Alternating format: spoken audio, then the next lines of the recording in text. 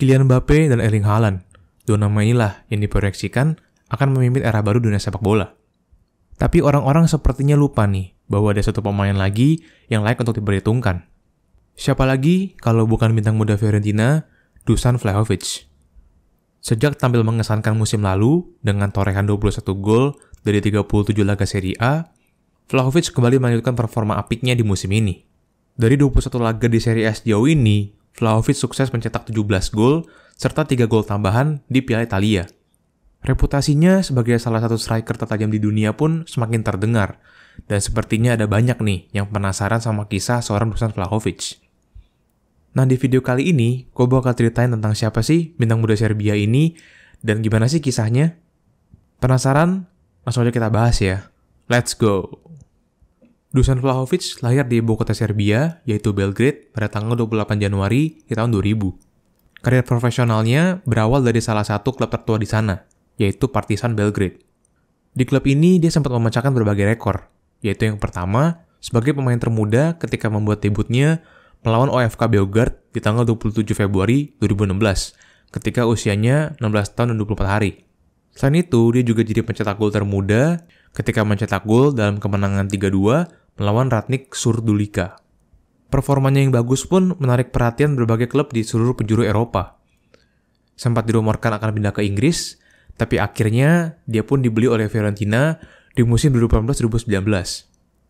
Vlahovic sebenarnya dibeli Fiorentina di bulan Februari 2018, tapi karena masalah administrasi, dia baru bisa bermain di bulan Juli.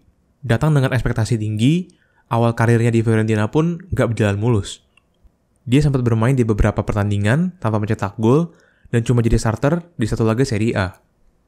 Butuh waktu setahun penuh, yaitu di bulan September 2019, untuk dia bisa mencetak gol pertamanya ketika melawan Inter Milan. Musim berikutnya, Vlahovic bermain lebih sering, tapi cuma bisa mencetak 6 gol dari 30 pertandingan. Meskipun raihan itu termasuk 2 gol melawan Monza dan hat-trick melawan Benevento, performanya yang kurang konsisten pun membuatnya hampir dicoret dari skuad. Tapi, kedatangan pelatih Cesare Prandelli pada musim 2020-2021 berhasil jadi titik balik dari karir seorang Vlahovic.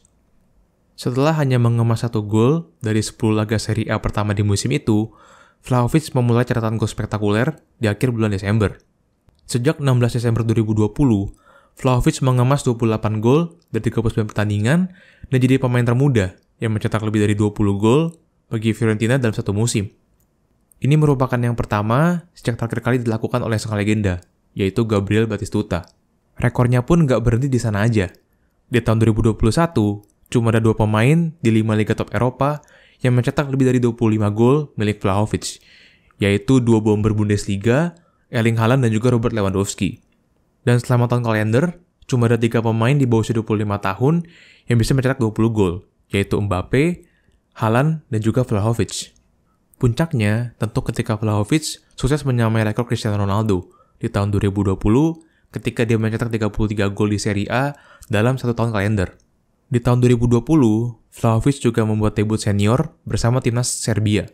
Sejauh ini, dia pun udah mencetak 7 gol dari 14 pertandingan dan dia akan bermain bersama timnas Serbia di Piala Dunia 2022. Tentunya, kalau performanya tetap konsisten dan dia nggak mengalami cedera, karena Serbia udah pastikan lolos melalui jalur kualifikasi. Lalu, gimana sih gaya main seorang Dusan Vlahovic? Memiliki postur tinggi, yaitu hampir 2 meter, Vlahovic tentu punya keahlian alami untuk melindungi bola dan merepotkan pemain belakang lawan. Selain itu, dia juga kuat dalam duel udara dan punya kecepatan untuk membuat pergerakan ke dalam kotak penalti. Tipikal striker berbahaya pada umumnya, Vlahovic juga punya kemampuan memposisikan diri dengan baik sebelum melakukan finishing mematikan yang jadi andalannya. Kelebihan lain yang dimiliki Vlahovic adalah usianya yang masih muda, dan masih ada banyak waktu baginya untuk bisa meraih potensi terbaiknya. Kalau ngomongin seorang Vlahovic, pastinya kita nggak bisa lepas dari sosok Zlatan Ibrahimovic. Vlahovic ternyata adalah fans berat Ibrahimovic, dan tentunya bakal sering dibandingin nih, karena gaya main mereka yang mirip.